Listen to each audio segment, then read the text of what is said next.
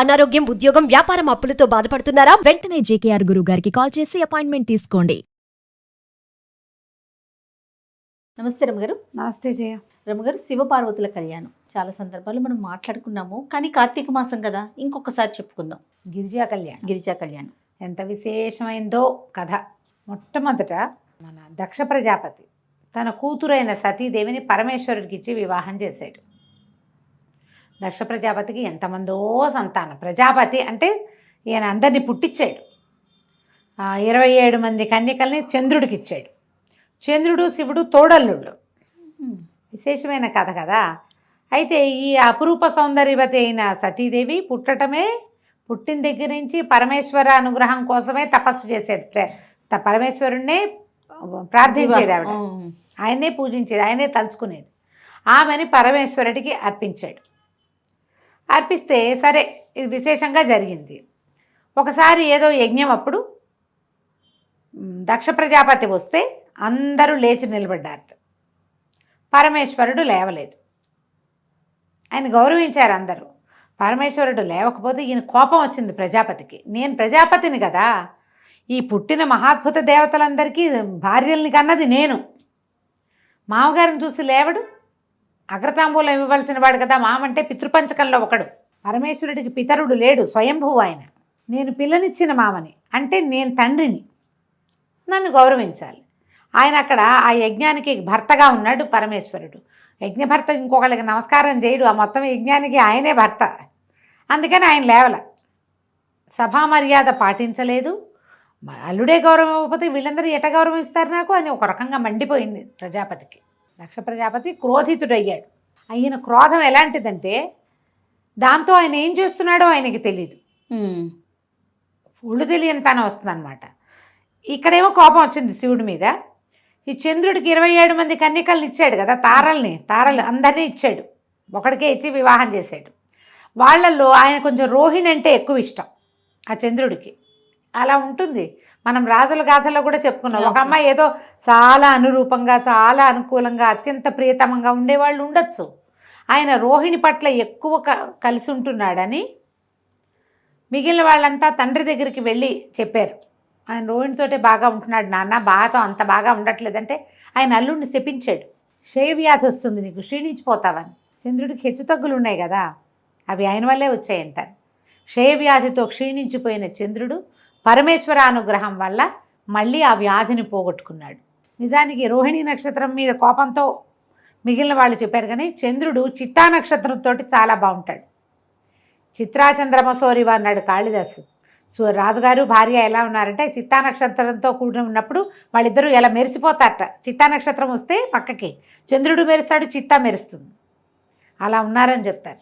అంత ప్రత్యేకమైన వాళ్ళిద్దరూ. రోహిణి చంద్రులు అలా అత్యంత ప్రేమగా ఉండేవాళ్ళు అన్నమాట. ఈ దక్ష ప్రజాపతి తీవ్రమైన కోపిష్టివాడు అవటంతో అతను ఏమనుకున్నాడు, నిరీశ్వర యాగం అని ఒక యాగాన్ని సంకల్పించాడు. ఈశ్వరుడు లేడు. నిరీశ్వర యాగం పేరే అది, నిరీశ్వర యాగం. అసలు ఈశ్వరుడు లేడన్న యాగం సంకల్పించి బ్రహ్మాది దేవతలందరినీ పిలిచి పరమేశ్వరుడికి కార్డు పిలవలేదు. అయితే సతీదేవి, మా పుట్టింట్లో జరుగుతున్న వ్యవహారం కాబట్టి నాకు పిలుపక్కర్లేదు, నువ్వు రాకపోతే మానేసేయి, నేను వెళ్తానంది. ఆయన చెప్పాడు, నేను మనని పిలవల, నాకు ఆహ్వానం రాలేదు, నువ్వు వెళ్ళొద్దన్నాడు. సతీదేవిని వద్దన్నాడు. కానీ ఆవిడ చిన్నపుచ్చుకుంది. మా ఇంట్లో అవుతోంది, నా చెల్లెళ్ళు అందరూ వస్తారు, నేను కూడా వెళ్ళాలి. ఇప్పుడు మనం కూడా చేస్తాం అట్లాంటిది. ఈ దేవతల గాథలన్నీ మానవుల గాథలకి ప్రతిబింబాలన్నమాట, చూపిస్తారు. అట్లా వెళ్తే ఏమవుతుందో సతీదేవి కథే తెలియజేస్తుంది మనకి. అవమానపడతాం అనవసరంగా. ఈవిడ బయలుదేరి వెళ్ళింది. బయలుదేరితే నంది, భృంగిరిట్టుడు వీళ్ళని కొంతమందిని ప్రమథగణాలను ఇచ్చి అమ్మకి తోడుగా పంపిస్తే ఈవిడ వెళ్ళింది. వెళ్ళేసరికల్లా ఆయన అవమానకరంగా మాట్లాడాడు తండ్రి. నేను సంకల్పించిందే నిరీశ్వర యాగం, నిన్ను ఎవరు పిలవనిపారంటానికి ఎందుకు వచ్చావు, నువ్వు కూతుర్ని కూడా అన్నాడు. అనేసరికల్లా ఆవిడంది, నువ్వు పిలవకపోతే ఎట్లా, నువ్వు పిలవనన్న మాట ఏమిటి, యజ్ఞభర్త శివుడు, పరమేశ్వరుడే యజ్ఞభర్త యజ్ఞకర్త, ఆయన పిలవకపోతే ఎట్లా, నువ్వు చేసింది తప్పు అనగానే ఆయన శివనిందకి పాల్పడ్డాడు. తిట్టేశాడు అల్లుడిని. తిడితే ఈవిడ ప్రత్యక్షంగా కానీ పరోక్షంగా కానీ శివనిందని నేను భరించను. నా భర్తని నిందించటమనే కాదు, నా భర్తను నువ్వు తంటమే కాదు, పరమేశ్వర నింద చెవితో విన్నా తప్పే అని చెప్పి ఆయన వద్దన్నా నేను ఇంత పని చేశాను, ఇక్కడికి వచ్చాను. ఆయన పరోక్షంలో ఆయన అవమానానికి నేను కారణమయ్యాను కాబట్టి నేను యోగాగ్నిలో నా శరీరాన్ని దహించేసుకున్నా, ఇక నేను ఇక్కడ ఉండను అని చెప్పి ఆవిడ యోగాగ్నిలో దహనం అయిపోయింది. అమ్మ చితాభస్మం కొంత భస్మం రాలిపడింది, ఆమె శరీరం అక్కడ ఉన్నది. ఎప్పుడైతే ఇది జరిగిందో ఈ మొత్తం ప్రమదగణాలు కేకలు పెట్టేసి శివుణ్ణి పిలిచారు, అమ్మ ఆహుతి అయిపోయిందని. ఇక్కడికి ఉగ్ర రూపంతో పరిగెత్తుకుంటూ వచ్చాడు శివుడు. భార్యా వియోగం భరించరానిది, పరమప్రీతితోటి ఉండే భార్య ఆమె అవమానపడి ఇలా అయిపోయింది కాబట్టి ఉగ్రంతో, పైగా మనం పరిగెడితే మనకి ఒక రకమైన ఉద్రేకం వస్తుంది. ఆయన ఏం చేశాడు, తన జటల్లో నుంచి ఒక జటతో వీరభద్రుడిని సృష్టించాడు. ఈ దక్షాధ్వరం విధ్వంసం చేయి, ఇది నా భార్య శవాన్ని చూసినటువంటి ఈ దక్షాధ్వరం నడవకూడదు ఇంకా, అది ఒక్కటే ఆజ్ఞ. ఈ హాహా అని పెద్ద జటలతోటి బోల్డ్ అనే ఆయుధాలతోటి పరమశక్తివంతమైనది శివక్రోధమే. ఆయన కోపం నుంచి పుట్టిన వీరభద్రుడు సర్వనాశనం చేశాడు మొత్తం. దక్షయజ్ఞ వాటికని భూస్థాపితం చేశాడు. కనపడిన దేవతలను కనపడ్డట్టు రుద్రగణాలు చితకొట్టేసాయి. దక్షుడి తల నరికేశాడు వీరభద్రుడు. ఈ వీరభద్రుడే మనకి పట్టిసపు కొండ మీద అక్కడ ఆగాడని మనం ఒక కథ చెప్పుకుంటాం.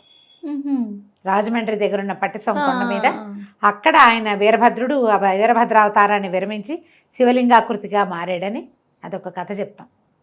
పట్టిసం ఈ ఆయన దగ్గర ఉన్న ఆయుధమే పట్టిసాయుధమే అట్లా కొండగా మారిందంటారు. అయితే ఎప్పుడైతే ఈ వీరభద్రుడు ఇదంతా అయ్యిందో ఈ పరమేశ్వరుడు ఉగ్రంగా అయిపోయాడు. ఆవిడ కళేబరం అక్కడ ఉన్నంతసేపు ఈయన ఇలాగే ఉంటాడని విష్ణువు ఏం చేశాడంటే తన చక్రాయుధంతో ఆ శరీరాన్ని ముక్కలు చేసేసాడు. భుజం మీద వేసుకున్నాడట కళేబరాన్ని, కాలిపోయి ఉన్నదాన్ని వేసుకుని ఆయన నాట్యం చేస్తున్నాడు పరమేశ్వరుడు ఉగ్రంగా. అంటే అటు కదులుతున్నాడు అనమాట ఆయన. ఆ కదులుతున్నప్పుడుగా ఆయన ఒంటి మీద ఉన్న, ఆయన భుజాల మీద ఉన్న ఈ శవాన్ని, ఈ కళేబరాన్ని ముక్కలు చేసేస్తే 18 ముక్కలుగా మారి భూమి మీద పడిపోయినాయి. 18 చోట్ల 52 చోట్ల పడ్డాయి అంటారు, చిన్న చిన్న ఆభరణాలు అవన్నీ కూడా. అయితే ఎప్పుడైతే ఈ కళేబరం తన మీద నుంచి వెళ్ళిపోయిందో అవతలకి, అతి ఉగ్రంగా ఉన్న పరమేశ్వరుడు కొంత శాంతపడ్డాడు. దేవగణాలందరూ ప్రార్థించి పరిపరి విధాల ఈయన్ని హిమాలయాల వైపుకి నడిపించుకుపోయారు. ఈయన కైలాసం కూడా హిమోత్పర్వత ప్రాంతంలోనే ఉంది. కైలాసానికి వెళ్ళకుండా విరాగిగా అయిపోయి ఆయన హిమాలయాల్లోకి వెళ్ళిపోయాడు. ఈ అటు ఇటు పారిపోయి కకావికలుగా అయిపోయినటువంటి దేవతలందరూ మళ్ళీ వచ్చి, బ్రహ్మదేవుడు వచ్చి ఈ మెడ నరికి ఉన్న దక్షుడికి గొర్రెతల అతికించి ఆయనతోటి ఈశ్వరుణ్ణి సంకల్పించి యజ్ఞం పూర్తి చేయించారు. దక్షయజ్ఞవాటిక, దక్షవాటికే అంటే సర్వనాశనం అయిపోయిన దాన్ని దక్షవాటికలాగా తయారైంది అంటారు మన వాళ్ళు. ఈ సర్వనాశనాన్ని పూర్తి చేశారు. మరి యజ్ఞం పూర్తి చేయాలి, ఇది లోక సంక్షేమం కోసం చేసేవి కదా. యజ్ఞం అనగానే లోకక్షేమం కోసం మొత్తాన్ని పూర్తి చేశారు. ఈ హిమాలయాల్లోకి వెళ్ళిపోయి ఉండిపోయాడు శివుడు. ఆయన ఎప్పుడు పుట్టాడో, ఇది ఎప్పుడు జరిగిందో. అయితే ఈ మరణించి ప్రాణత్యాగం చేసిన సతీదేవి మరలా జన్మించింది. ఈసారి ఆవిడ ఎక్కడ పుట్టింది? దక్ష ప్రజాపతి నుంచి హిమోత్పర్వత ప్రాంతంలో హిమవంతుడు పరమభక్తిపరుడు, పరమసాత్వికుడు. ఆయన లాంటి సాత్వికమైన కొండ ఇంకొకటి లేదట. ఆయనకి మేనాదేవి అని భార్య ఉంది. ఆమె పేరు మేనక అంటారు, మేనాదేవి అనే రాస్తారు. ఈవిడ కడుపున మామూలు సంతానంగానే జన్మించింది. పర్వతరాజపుత్రిక కాబట్టి పార్వతి, శైలపుత్రి కాబట్టి శైలజ, ఇలాంటి పేర్లతోటి పార్వతీ నామధేయంతో ఈయనకి కుమార్తెగా జన్మించింది. వీళ్ళకి తర్వాత మైనాకుడు అనే కుమారుడు కూడా కలిగాడు. ఆయన ఇంకో కొండ. ఈ మైనాకుడు మనకి శ్రీమద్ రామాయణంలో కనపడతాడు, సుందరకాండలో. మళ్ళీ చెప్పుకుందాం. ఓకే. ఈ జన్మించిన పుత్రికకి పిల్ల కొంచెం పెద్దదైంది. కొంచెం 8 ఏళ్ళు వచ్చాక ఆయన ఏం చేశాడు, పిల్ల చాలా బుద్ధిమంతురాలు, సాత్వికురాలు, కొంచెం పూజా విధానం అది ఆసక్తి కలిగింది. అయితే ఈయన పరమేశ్వరుడు తన పర్వత సానువుల్లో ఒక చోట తపస్సు చేసుకున్నాడు. పిల్లకి అంత వ్యక్తత వచ్చింది, ఊహ పద్ధతి అన్నీ తెలిసాక పరమేశ్వరుడి సేవకి నియోగించాడు హిమవంతుడు ఈ పార్వతిని. మరి భగవంతుడు ఇక్కడ ఉన్నాడు, ఆయన సేవించాలి కదా. పిల్ల రోజు వెళ్ళేది. పరంజ్యోతిగా కనపడుతున్న ఆయన స్వరూపం పట్ల ప్రేమ పెంచుకుంది ఈ చిన్నపిల్ల. ఆయన చూస్తూ ఉంటే మనకు ఆసక్తి కలుగుతుంది కదా. అయితే ఇంతలో ఏమైంది, అప్పట్లో తారకాసురుడు అని ఒక రాక్షసుడు. ఆ తారకాసురుడికి పరమేశ్వర భక్తి విపరీతంగా ఉంది. వాడు ఏం చేశాడు, పరమేశ్వరుడి కోసం తపస్సు చేసి ఈశ్వరుణ్ణి స్వాధీనం చేసుకుని నువ్వు నాతో ఉండు అని అడిగితే ఆయన తన ఆత్మలింగాన్ని ఇతనికి ఇచ్చారు, తారకుడికి. ఇస్తే ఆ తారకుడు ఆ లింగాన్ని తన మెడలో ధరించాడు. ఎప్పుడైతే ఈ అమృతలింగం అతని దగ్గర చేరిందో ఇక వాడి శక్తికి పట్టపగ్గాలే పని. శివుడు ఆయన తపస్సులో ఆయన ఉన్నాడు, ఆయనకు వీడితో సంబంధం లేదు. తారకాసురుడికి ఏం చేస్తే అనిపించింది, పరమేశ్వరుడు ముక్తి ప్రదాత, మనకు ఆరాధ్య దైవం. కానీ మహావిష్ణువు అలా లేడు, అతను రాక్షసాంతకుడైన హరి, ఆ రాక్షసాంతకుడు. కాబట్టి తమ జాతిని అంతం చేస్తున్న విష్ణువుని పట్టి పల్లార్చాలని పుట్టింది తారకాసురుడికి. విష్ణువుని ఎంతసేపు కొలిచేవాళ్ళు ఎవరు, దేవతలు.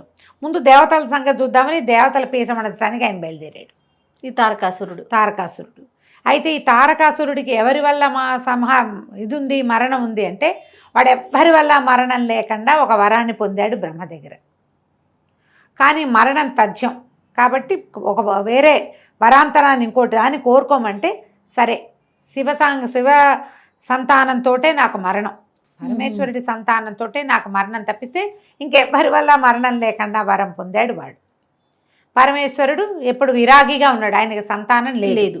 ముందు సతీదేవి ఉండగాను లేదు, ఆవిడ వెళ్ళిపోయి ఎంతకాలం అయిందో ఇప్పుడు కూడా లేదు, ఆయన విరాగి అయిపోయాడు.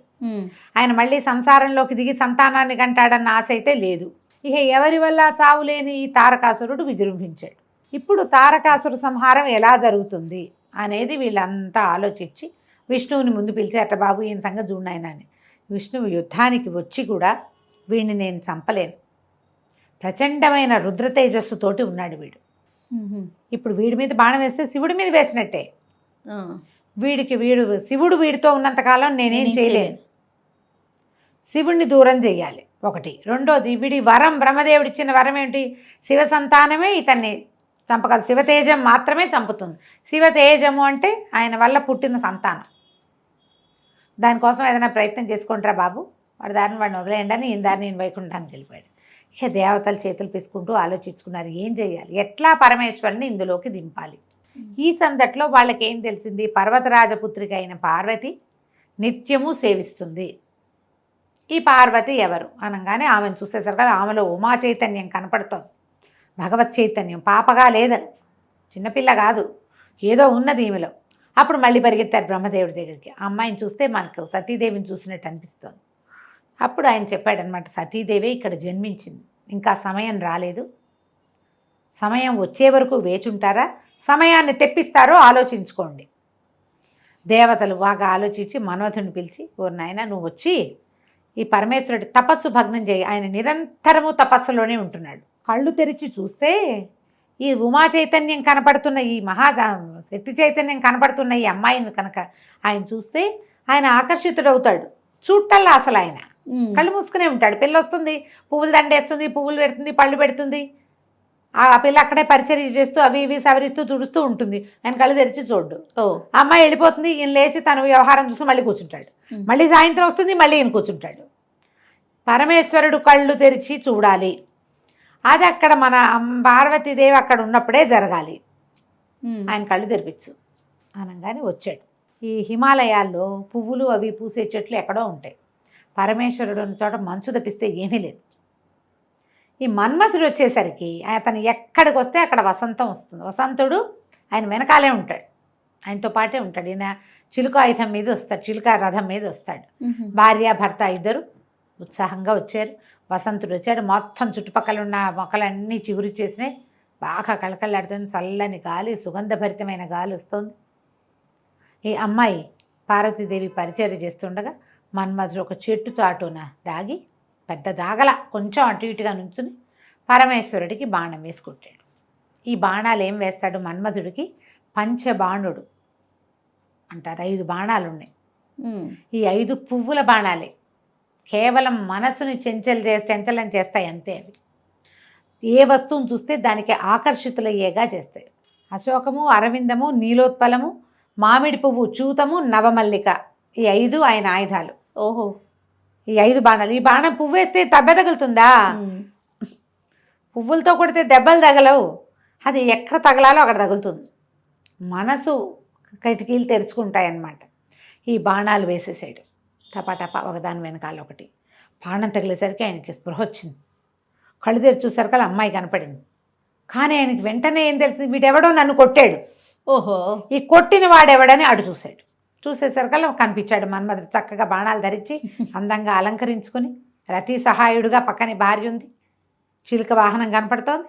మొత్తం వాతావరణం అంతా అదే మెరిసిపోతూ పువ్వులతోటి గుమగుమలాడిపోతుంది. కోపం, వీడికి ఇంత సాహసం, నన్ను కొడతాడా వీడు అన్న ఒక్క భావం లోపల వచ్చేసరికల్లా ఆయన 3వ కన్ను తెరుచుకుంది. మామూలు నేత్రాల్లోంచి అగ్ని వర్షించడు, తృతీయ నేత్రంలోంచి అగ్నే, అది అగ్నినేత్రం, 3వ నేత్రం. ఎప్పుడైతే ఈ కన్ను తెరుచుకుందో కంట్లో నుంచి ఇట్లా మంట వచ్చేసి, ఆ రావటం ఆ 3వ కంటి మంటకి ఈ మన్మధుడు భగ భగ భగ మండిపోయాడు. హర శివ శివ అన్నాడు. శివ లేదు, హర లేదు, దగ్ధమైపోయాడు. బెదిరిపోయింది ఈవిడ పార్వతీదేవి. పరమ దుఃఖంతో పరిగెత్తేసింది. అమ్మాయికి అర్థమైంది ఏం జరిగింది. చెలికత్తెలు అందరూ పరుగులు పెట్టారు, తెలుసుకున్నారు. ఎప్పుడైతే ఈ కంటి మంటతోటి ఆ మన్మధుడిని కాల్చేశాడో పరమేశ్వరుడు రిగ్గున లేచి వెళ్ళిపోయాడు అక్కడి నుంచి. ఆయన వెళ్ళిపోయాడు. ఈవిడ బిత్తరమొహంతోటి నుంచుంది పార్వతి. అవి తెలియలా, చిన్నతనం కూడా కదా, ఏం జరుగుతుందో అర్థం కాలేదు. ఆయన తన వైపు చూసింది, తెలిసింది. ఒకళ్ళొకళ్ళు చూసుకున్నారు వీళ్ళిద్దరు. ఏం చేయాలో తెలియలేదు. దుఃఖంతో ఈవిడ ఇంటికి వచ్చింది. పరమేశ్వరుడు వెళ్ళిపోయాడు అని. ఆ వెళ్ళిపోయిన పరమేశ్వరుడు కావాలనిపించడం మొదలుపెట్టింది అమ్మాయికి. తల్లికి చెప్పింది, నేను ఇంట్లో ఉండను, పరమేశ్వరుడు కోసం నేను తపస్సు చేసుకుంటాను, నేను వెళ్ళిపోతానని. వాళ్ళమ్మ వద్దమ్మా వద్దని. అప్పుడే ఉమానామధేయం వచ్చింది ఈవిడికి. ఉమా అంటే అమ్మాయి వలదు, ఉమా అంటే అదే అర్థం. ఈవిడకి ఏమైనా సరే నేను తపస్సు చేసుకుంటానని తపస్సు కోసం హిమాలయ పర్వత ప్రాంతంలోని ఇంకొక చోటకు వెళ్ళి తపస్సు చేసుకోవటం మొదలుపెట్టింది. శివుని కోసం. శివుడి కోసం. ఆ కన్ను తెరిచేసరికల్లా ఇంకా అప్పటిదాకా భక్తి ఉంది, ఇప్పుడు ప్రేమ వచ్చేసింది. ఈ బాణాలతోటి వాతావరణం అంతా మారిపోయింది. యాంబియన్స్ మారేసరికి ఐడియాలు మారిపోతాయి కదా. అదే మనం ఇప్పుడు దానికి వర్కౌట్ చేస్తున్నాం, మంచి యాంబియన్స్ ఉండాలని. ఎప్పుడుదో ఇది గుడ్ యాంబియన్స్ ఐడియాస్ని మార్చేస్తుంది. అయితే ఈ తపస్సు చేసుకోవటం మొదలుపెట్టింది. తపస్సుతోటి మొదట్లో అవి ఇవి తిని ఉండేది, క్రమంగా ఆకులు కూడా తిండ మానేసిందిట. అపర్ణ అయింది అమ్మవారు అప్పుడు. పర్ణములు కూడా లేవు. అపర్ణ అంటారా పేరు? ఆ అపర్ణ ఏమిటంటే, ఇలా తపస్సి సమాధిలో ఉన్నటువంటి పార్వతీదేవి ఆకులు కూడా తినడం మానేశాక అపర్ణగా మారిపోయింది. అయితే ఈ 4 పక్కల అగ్నుల్లో మధ్యలో నిలబడి అలా శివుడి కోసమే ప్రార్థన చేస్తూ ఉండేదట. తల్లిదండ్రి చాలా గజగజలాడిపోయారు, ఏం చేయాలో తెలీదు. కానీ శివుడికి ఈ వార్త అందటం మొదలుపెట్టింది. ఈయన కళ్ళు తెరిచి చూశాడు, అమ్మాయి మీద మనసు లగ్నమైంది. ఈ అమ్మాయి ఎవరు ఏమిటి వచ్చినాయి ప్రశ్నలు. మెల్లిగా నారదుడు, విష్ణువు వీళ్ళ మాటలతోటి ఆయన ఈ అమ్మాయి మీద మనసు లగ్నమైంది ఆయనకి, పార్వతీదేవి మీద. తర్వాత కొద్ది రోజులు గడిచాక ఈవిడ తపస్సు చేసుకోవడానికి ఒక కుటీరం అది నిర్మించుకుంది. ఒకళ్ళిద్దరు చిలుకత్తెలు ఉండేవాళ్ళు సహాయకులుగా. ఒకనాడు ఈవిడ ఉండగా ఇక్కడికి ఒక ఆయన వచ్చాడు. ఈ వచ్చిన వాడెవడు, ఒక ఇది మౌంజి అంటే ఏమంటారు దాన్ని, ఒక లేడి చర్మాన్ని చుట్టు చంకలో పెట్టుకుని దర్భలు కమండలాలు అవి పట్టుకుని జుట్టు ముడేసుకుని ఉన్న ఒక యువకుడు, యతి లాంటి వాడు వచ్చాడు. అపర్ణ జటిలం పేరుతోటి పుస్తకంలో ఇంటర్మీడియట్లో పాఠం కూడా ఉండేది. వచ్చి ఈవిడ, అమ్మాయి నువ్వు ఎవరి కోసం తపస్సు చేస్తున్నావు ఏమిటి అని కనుక్కున్నాడు. పరమేశ్వరుడి కోసం చేస్తున్నానని చెప్పింది. చెప్పేసరికి ఆయన అన్నాడు, ఆయనది నీకు మ్యాచింగ్ ఎక్కడ కుదురుతుంది? ఆయన బూడిద పూసుకుంటాడు, శ్మశానాల్లో ఉంటాడు, రక్తమోడుతున్నటువంటి ఏనుగు చర్మం కట్టుకుంటాడు, పులులు వీటిని మన పాముల్ని ధరిస్తాడు. మీ పొద్దున నీ పెళ్ళైతే, అతనితో నీ పెళ్ళైతే నువ్వు తెల్లటి దుకులం ఒక తెల్లటి వస్త్రం కట్టుకుంటావు, బంగారపు రంగు హంసలు అంచున్న పట్టుచీర కట్టుకుంటావు, ఆయనేమో నెత్తురోడుతున్న గజాజీనం కట్టుకుంటాడు. మీ ఇద్దరికి మ్యాచింగ్ ఎట్లా కుదురుతుంది? నువ్వు ఇట్లా హిమాలయాల్లో చక్కటి పర్వత ప్రాంతాల్లో ఉన్నావు, ఆయనేమో శ్మశానాల్లో ఉంటాడు, నీకు ఇన్ని నగలు నాణ్యాలు బంగారం బోళ్ళంతుంది, మీ తండ్రి రత్నాకరుడు, వజ్రాలు వైఢూర్యాలు ఆయనలోనే పుడతాయి, ముత్యాలు పుట్టే వంశం మీది, ఆయనేమో కపాలలేసు తిరుగుతాడు అని ఎంత కవ్విస్తాడో ఆవిడ్ని. అతనితో ఇట్లా వివాహం కోసం ఏమిటి, నువ్వు వివాహం చేసుకోవాలంటే ఎంతమంది లేరు, ఈయన చేసుకోవటం ఏమిటి? అమ్మ లేడు, నాన్న లేడు, ఎవరు లేరు ఆయనకి. దిగంబరుడు, దిక్కులే అంబరాలుగా కలిగినవాడు, ఎవరు లేరు. దిగంబరుడు అంటే వస్త్రాలు లేనివాడని కాదు, ఎల్లలు లేనివాడు. పైగా ఏమో ఆయన వెనకాల తిరిగే వాళ్ళంతా విచిత్ర వేషధారులు, ఒక నంది, ఓ భృంగి, ఓ శృంగి, వీళ్ళంతా ఏమిటో రకరకాల వాళ్ళు. వీళ్ళంతా పెళ్ళికి తరలిస్తే మీ వాళ్ళు హడిలిపోతారు అని బాగా ఎక్కిరిస్తాడు. ఎక్కిరిస్తే ఈవిడే నువ్వేం మాట్లాడినా సరే శివుడే కావాలి, శివ నింద చేయటం ఎంత తప్పు, వినడం అంత తప్పు, వెళ్ళిపో నువ్వని చెలికత్తని పిలుస్తుంది ఈయన్ని, పంపించేసేయని. ఆయన పంపించేయమంటే ఆయన లేచి నిలబడి పరమేశ్వరుడిగా ఈ అమ్మాయికి కనపడతాడు. శివ కళ్యాణం ఎంత రొమాంటిక్గా జరిగిందో చూడు. అదే కదా. కనిపించి ఆమెని ప్రాణిగ్రహణం చేస్తాడు. తర్వాత వివాహం చేసుకున్నారు వీళ్ళు. వివాహం చేసుకోవడానికి హిమవంతుడితో మాట్లాడటానికి సప్త ఋషులు వచ్చి పరమేశ్వరుడికి నీ కూతుర్నిచ్చి వివాహం చేయమని సాంగంగా అడిగి వివాహం చేశారు. ఆ వివాహానికి మొత్తం అందరూ వెళ్ళారట, 3,000,000 దేవతలు వివాహానికి వెళ్ళారు. వీరికి వివాహం జరిగిన తర్వాత ఈ వివాహానికి పెళ్లివాళ్ళు, ఆడపెళ్లి వాళ్ళంతా స్వాగతం చెప్పడానికి వస్తే ఈయన వెనకాల ఈయనేమో కపాలాలు అవి ధరించి పెద్దగా ఇంత జుట్టు జటలతోటి ఒక ముసలి ఎద్దునెక్కి మహాద్భుతమైన ఆకారంతో త్రిశూలము, మన్నిండా పాములు, ఒంటి నిండా పాములతోటి ఈ వచ్చి చుట్టూతా ఉన్న ప్రమథగణాలన్నీ ఇవన్నీ రాక్షస పిశాచగణాలు కదా. ఆయన ఏముంటాడు? భూతనాథుడు. ఆయన శ్మశానంలో ఉండేవాడు. అక్కడ ఏముంటాయి? బేతాళ పిశాచాదులు బోల్డ్ అని ఉంటాయి. అందరూ హడిలిపోయారు. అందరూ దేవతలే అట్లా కనపడతారు. నువ్వు ఎలా చూస్తే అట్లా కనిపిస్తారు. బాబోయ్ అనుకుంటే బాబోయ్గా ఉంటుంది, పర్వాలేదు అనుకుంటే పర్వాలేదు. మేనాదేవి పరమ దుఃఖంతో అయ్యో పిల్లకి ఇలాంటి కష్టం వచ్చిందే, ఇట్లాంటి వాడికి ఇచ్చి పెళ్లి చేస్తున్నాం ఏమిటి మనం, ఈ పెళ్ళి లేకపోయినా పర్వాలేదని ఆవిడ 7 శోకాలు పెట్టి అలా జరిగిందని చెప్తారు. బోల్డంత సరదాగా పెళ్లి చేసుకున్నాడు ఆయన. పార్వతీదేవి, లక్ష్మీదేవి, సరస్వతీదేవి అందరూ వచ్చి దగ్గరుండి పరమేశ్వరుడిని పెళ్లి కొడుకుని చేసి ఆయనకి ఈవిడితోటి సతీదేవి యొక్క స్వరూపమైన ఉమాదేవితోటి పెళ్లి వివాహం చేశారు. గిరిజా కళ్యాణం అత్యంత విశేషమైన గాథ. మనకి బ్రహ్మదేవుడి పెళ్ళి, విష్ణుమూర్తి పెళ్లిలో ఈ సరదా కనపడదు. వెంకటేశ్వర స్వామి వివాహంలో కొంచెం కనిపిస్తుంది, మళ్ళీ శ్రీకృష్ణుడు రాముల వారి వివాహాల్లో కూడా కనిపిస్తుంది. కానీ మహావిష్ణువు వివాహం సింపుల్గానే కనిపిస్తుంది. లక్ష్మీదేవి వచ్చింది, విష్ణువుని చేరుకుంది అని చెప్తారు. ఎందుకంటే విశేషమైన గాథగా కనపడదు. వివాహం అయిన తర్వాత వీరిద్దరికీ సంతానంగానే షణ్ముఖుడు జన్మించాడు. కానీ శివతేజం, శివపార్వతులు ఇద్దరు, ఆమె శక్తి, ఇతను శివుడు, వీళ్ళ వల్ల కలిగే సంతానం చాలా ప్రచండమైనది అవుతుందని పార్వతీదేవి గర్భంలో ఆ శిశువుని పడనివ్వకుండా చేశారు దేవతలు. శివవీర్యం ఆమెలోకి ప్రవేశించనివ్వల, వద్దన్నారు. అనేసరికి నా వల్ల కదిలిన శివవీర్యాన్ని నేను భరించాల్సింది పోయి మీరందరూ తీసుకున్నారు కాబట్టి భూదేవికేమో నీకు అందరూ మొగుళ్ళే, ఒక్క పుత్రుడి వల్ల కూడా నీకు సంతోషం కలగదు, కుమారుల వల్ల సంతోషం నాకు నేను ఏది పోగొట్టుకున్నానో అది నువ్వు కూడా పోగొట్టుకుంటావని భూదేవిని శపించింది. గంగాదేవిని శపించింది, అగ్నిని శపించింది, దేవతలందరికీ మీ భార్యల నుంచి మీకు సంతానం కలగదు పోండి అని శపించింది. ఒకటి జరగలేదు కాబట్టి తర్వాత ఆమె వల్ల కదిలిన వీర్యాన్ని ముందు అగ్ని, తర్వాత గంగానది, భూదేవి, అగ్ని, గంగానది, తర్వాత శరవణము ఇందరూ భరించి అప్పుడు స్కందజననం జరిగింది. స్కందజనన గాథ కూడా చదవడానికి చాలా మంచిది. అతి స్కందోత్పత్తి చదివితే కనుక పుత్ర సంతానం కలుగుతుందని చెప్తారు. స్కందుడు జన్మించాక ఆయనని దేవతలకి దేవసేనాధిపతిగా చేశారు. అప్పుడు ఈ తారకాసుర సంహారం జరిగింది. తారకుడితో ఎన్నిసార్లు యుద్ధం చేసినా తారకుడు చావల. అప్పుడు పరమేశ్వరుడే చెప్పాట, అతని మెడలో అమృతలింగం, ఆత్మలింగం ఉంది, దాన్ని కొడితేనే, భగ్నం చేస్తేనే వీడు మరణిస్తాడు అని. దాన్ని కొట్టడం వల్ల అతను మరణించాడు. శివ యొక్క సంతానమే కార్తికేయుడు అని చెప్తారు. ఈ గిరిజా కళ్యాణ గాథ చెప్పినా విన్నా కూడా చాలా విశేషమైన ఫలితం లభిస్తుంది. బాగుంది కదా కథ. ఎన్నిసార్లు విన్నా కొత్తగానే మళ్ళీ కొత్త రఘు గారు ఎంత బాగుందో. నమస్తే అండి. నమస్తే చెయ్య.